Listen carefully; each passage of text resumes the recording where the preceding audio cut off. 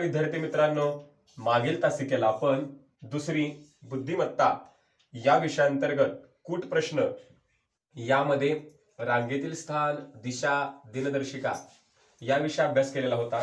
आजच्या तासिकेला आपण दुसरी बुद्धिमत्ता यांतर्गत वेन आकृती आणि आकृतीतील संख्या यामध्ये भाग 1 मध्ये काही संकल्पनांबद्दल आपण सराव करणार आहोत। हे लक्षात घ्या, कारण आकृतीचा विचार केला किंवा वेन आकृतीचा विचार केला तर यावर भरपूर प्रकारे प्रश्न होऊ शकतात।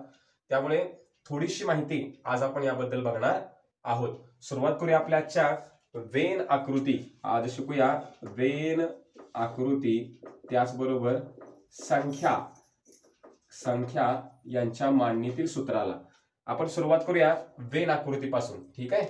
आता वेन आकृती म्हणजे काय हे आधी समजून घेऊया। वेन आकृती याचा अर्थ असा असतो की चौकोन, त्रिकोण, वर्तुळ किंवा षटकोन असेल, पंचकोन असेल, विविध प्रकारच्या आकृत्या काय करतात, एकमेकांमध्ये अडकवल्या जातात, गुंफल्या जातात। बघा, या वर्तुळामध्ये चौकोन गुंफलाय, त्रिकोण गुंफलाय, याचा अर्थ काय, एकमेकांमध्ये त्या अडकवल्या जातात व त्याच्यामध्ये अंक लिहिले जातात आणि मग आपल्याला त्यावर प्रश्न विचारतात। मग या प्रश्नाचे प्रकार ठरलेले आहेत, याच प्रकारचे प्रश्न येतात, फक्त आकृती बदलतील, अंक बदलतील, हे लक्षात घ्या। वेन आकृतीच्या बाबतीत काही बेसिक प्रश्न ठरलेले आहेत, तेच प्रश्न, पायाभूत प्रश्न आहेत, तेच प्रश्न येतात, फक्त एवढंच की अंक बदलतात, ठीक आहे। तर जाणून घेऊया त्या शब्दांचा अर्थ। वेन आकृती हा अतिशय सोपा घटक आहे, फक्त त्या प्रश्नाचं आकलन किंवा तो प्रश्न समजून घेणं खूप महत्वाचं आहे। त्या प्रश्नाचा अर्थ लागला तरच आपण त्याचं उत्तर लिहू शकतो। सुरुवात करूया पहिल्या प्रकारापासून। पहिला प्रकार असा आहे, फक्त हा शब्द त्या आकृतीला किंवा त्या प्रश्नाला लावतात। फक्त चौकोनात असणारा अंक कोणता? काय प्रश्न विचारलाय? फक्त चौकोनात असणारा अंक कोणता, म्हणजे फक्त चौकोनातच पाहिजे त्यांना, दुसरी कोणीकडे नको, असा या प्रश्नाचा अर्थ होतो। मी काय म्हटलं मगाशी की मला तुम्हाला सांगायचं असं आहे की या प्रश्नाचा अर्थ आधी जाणून घेतला पाहिजे। हा प्रश्न काय म्हणतोय, तर फक्त चौकोनात असणारा अंक म्हणजे फक्त चौकोनातच पाहिजे, दुसरी कोणीकडे नको, ठीक आहे। चला तर शोधूया। मग या पहिल्या पर्यायाचा विचार केला 5चा, तर तो फक्त चौकोनात आहे का? बघा, जो अंक शोधतोय त्याच्यावर सरळ आपण हात ठेवायचा, हात, म्हणजे आपल्याला सोपं जातं। बघा, हा 5 चौकोनात सुद्धा आहे, पण त्रिकोणात सुद्धा आहे, पण इथं काय म्हटलंय, फक्त चौकोन म्हटलंय विद्यार्थी मित्रांनो। मग हा त्रिकोणात सुद्धा आहे 5 अंक, बघा ना तुम्ही, बघा हा त्रिकोण आहे, ठीक आहे, या त्रिकोणात सुद्धा 5 येतोय, तसा अंक नकोय आपल्याला। जाऊया दुसऱ्या पर्यायाकडे, 2 कडे। आता मी या 2 वर जर हात ठेवला तर बघा, हा त्रिकोणात येतोय का? नाही। हा वर्तुळात येतोय का? नाही। म्हणजे हा 2 अंक फक्त चौकोनातच आहे, हा दुसरीकडे कोणीकडेच येत नाही विद्यार्थी मित्रांनो। म्हणून फक्त चौकोनात असणारा अंक कोणता, तर त्याचं बरोबर उत्तर 2 मिळतं। कारण ज्या अंकावर तुम्ही हात ठेवता तो हात ठेवायचा आणि मग चेक करायचं। बघा, फक्त चौकोनातच आहे, याच्यात आहे का तो? नाही। याच्यात आहे का? नाही। म्हणजे फक्त चौकोनातच तो आहे, म्हणून या प्रश्नाचं उत्तर अशा प्रकारे आपल्याला पर्याय क्रमांक 2 असं मिळणार आहे। आता हा झाला प्रश्नाचा पहिला प्रकार की फक्त एकाच आकृतीतलं विचारले, फक्त चौकोनातलंच विचारले। कधी कधी विचारतील फक्त वर्तुळातला सांगा। बघा, या 3 वर जर मी हात ठेवला तर हा चौकोनात येतोय का? नाही येत। हा त्रिकोणात येतोय का? नाही येत। हा फक्त वर्तुळातच आहे। बघा, याला म्हणायचं फक्त वर्तुळातील अंक।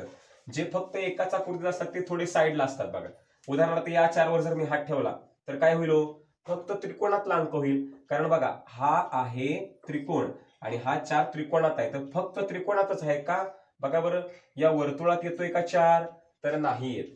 या चौकोनात येतोय का? नाही येत। याचा अर्थ तो फक्त त्रिकोणात आहे, म्हणजे फक्त चौकोनात असणारा, फक्त वर्तुळात असणारा, फक्त त्रिकोणात असणारा, म्हणजे फक्त एकाच आकृतीतील अंक विचारला तर तुम्ही सहजतेनं याचं उत्तर मिळवू शकता।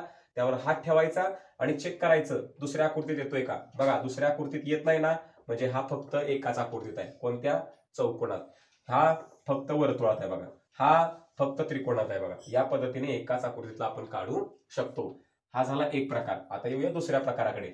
कधी कधी दोन्ही आकृतीत सामायिक असणारा अंक शोधा म्हणतात। सामायिक याचा अर्थ सारखा।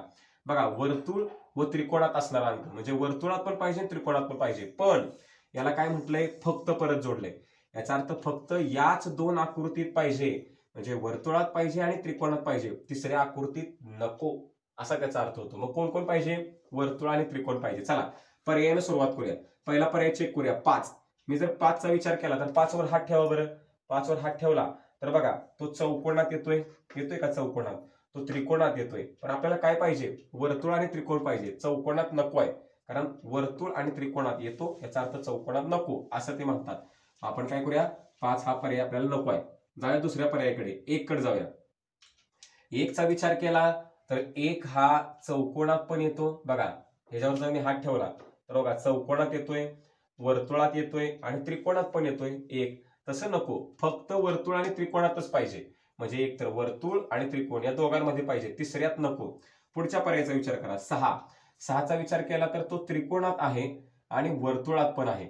मग आपल्याला 6 सुद्धा सापडतोय, हा सुद्धा पर्याय आपण निवडू शकतो. आणि अजून जर आपण विचार केला तर 8 सुद्धा आपल्याला सापडतंय. कसं? बघा बरं जरा, आपण जर विचार केला, मी जर या 6 वर हात ठेवला तर हा त्रिकोणात येतोय. बघा येतोय का? या त्रिकोणामध्ये 6 येतोय. बघा या त्रिकोणामध्ये 6 येतोय आणि वर्तुळामध्ये पण 6 येतोय. ठीक आहे. आणि 8चा पण विचार करा बरं. 8 हा त्रिकोणामध्ये येतोय आणि वर्तुळामध्ये पण येतोय, पण चौकोनात येत नाही. तेच पाहिजे आपल्याला. तिसऱ्या आकृतीत नकोच आहे. 6 याच्यात येत नाही, 8 याच्यात येत नाही. मग तेच पाहिजे. इथं चौकोन आहे का हो प्रश्नात? कोणीकडेच नाही. म्हणून 8 आणि 6 अशी 2 उत्तरे आपल्याला याच्यामध्ये मिळतात. कधी कधी तुम्ही पुढे गेल्यानंतर स्कॉलरशिपला तुम्हाला 2 पर्याय अचूक असंही प्रश्न तुम्हाला सोडवावे लागतात. कधी कधी एकाच प्रश्नाची 2 उत्तर असतात, तर ती या पद्धतीने तुम्हाला मिळू शकतात. हे लक्षात ठेवायचं आहे. हा झाला 2 आकृतीत सामायिक असणारा अंक. तुम्हाला 2 आकृतीत विचारला तर तो 2 आकृतीतच पाहिजे, तिसऱ्या आकृतीत नको, जर त्याला फक्त जोडला असेल तर. हा झाला दुसरा प्रकार.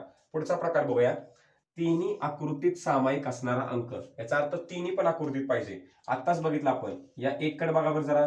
या 1 कडे जर आपण बघितलं तर हा मी हात ठेवला तर हा एक वर्तुळात आहे, हा एक त्रिकोणात आहे आणि हा एक चौकोनात सुद्धा आहे. बघा हात ठेवला की तुम्ही जेव्हा घरी प्रयोग करणार तुम्हाला इथं थोडंसं वेगळं वाटत असेल. बघा इथं हात ठेवला का नाही मी या बोटावर, बघा हे चौकोन आहे का?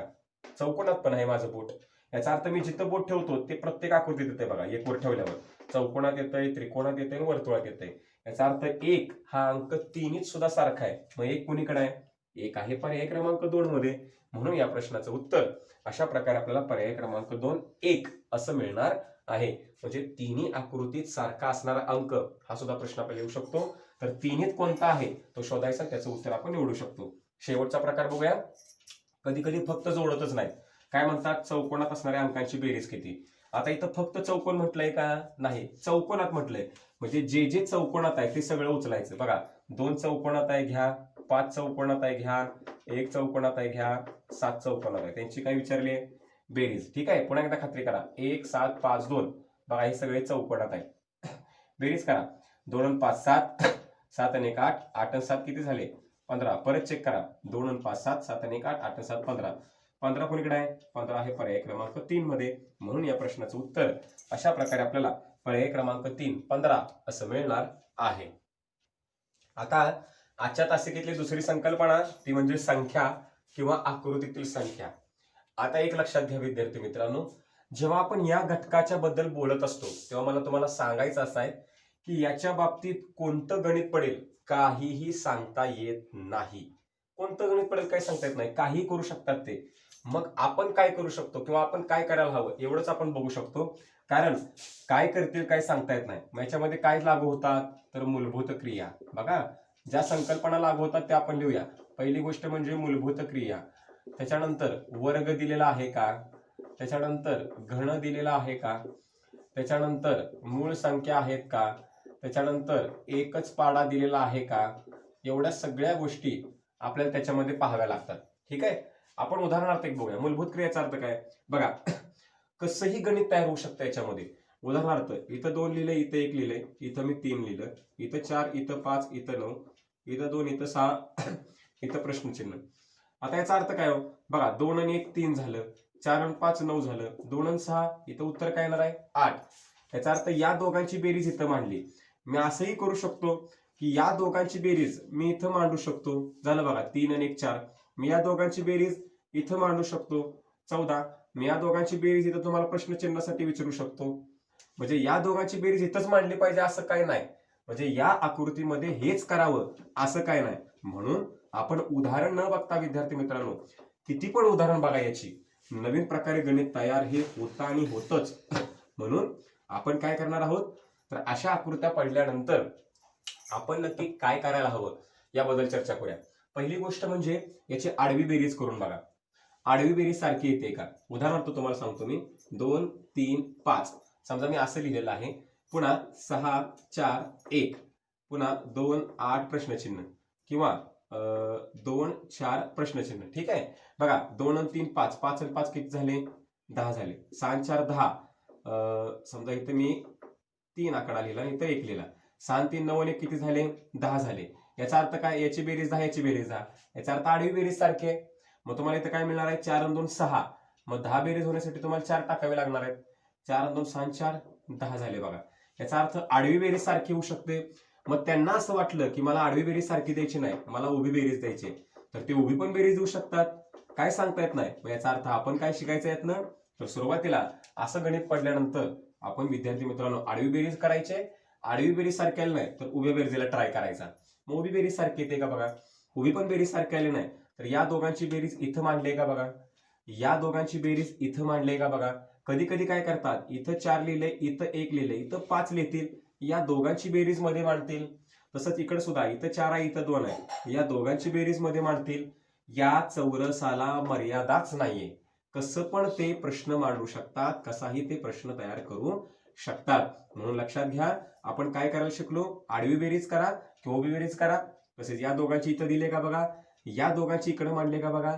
कडची बेरीज मध्ये मांडले का बघा? तसंच उभ्यामध्ये दोघांची इथं, दोघांची इथं, कडची मध्ये, या पद्धतीने तुम्ही बेरीज याला ट्राय करू शकता. मग आता जे जे काय बघितलं, आडवं उभं, दोघांचं इथं, हे सगळं गुणाकाराच्या बाबतीत विचार करायचा.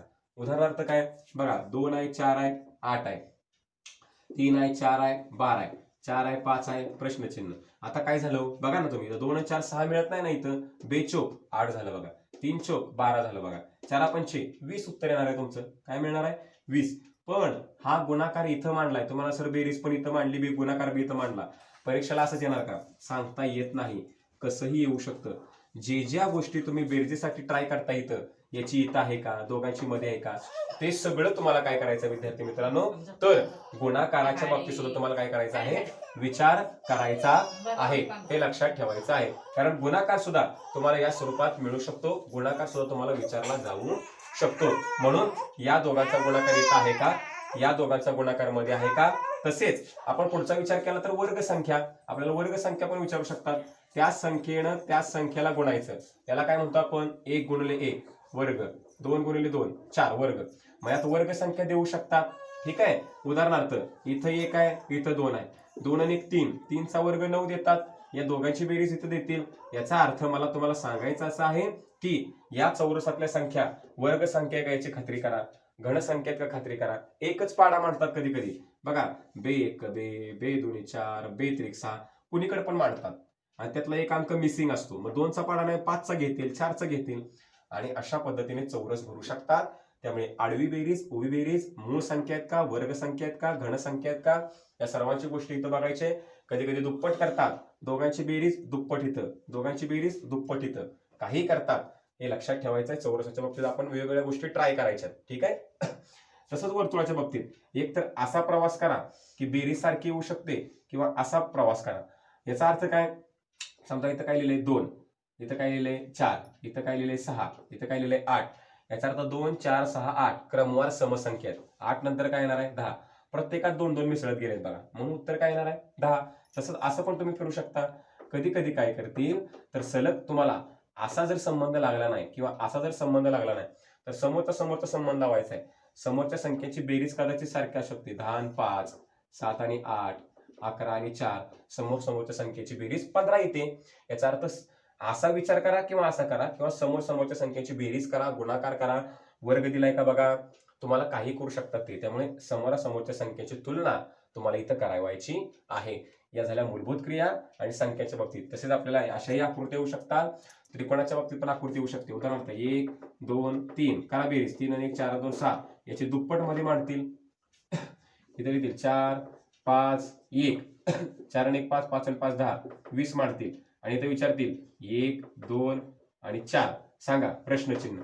मग आपल्याला काय करायला लागतं, याचा अभ्यास करावा लागतो की तो बाहेर त्याची बेरीज करून बघा, गुणाकार करून बघा, किंवा या दोघांचा गुणाकार त्यात हे टाकून बघायचं, वेगवेगळे प्रयोग करत बसायचे यामध्ये आणि मग उत्तर निवडायचं. 3 आणि 1 4 आणि 2 6 दुप्पट 12, 4 आणि 1 5 आणि 5 10 ची दुप्पट 20, तसं 4 आणि 2 6 आणि 1 7, 7 ची दुप्पट 14. या पद्धतीने आपल्याला आकृत्यामधील संख्यांची उत्तरे ही मिळवायची असतात. अशा प्रकारे विद्यार्थी मित्रांनो, आज आपण दुसरी बुद्धिमत्ता या विषयाअंतर्गत वेन आकृती व आकृती संख्या विषयी अभ्यास केला. याचा अभ्यास करा, सराव करा. धन्यवाद.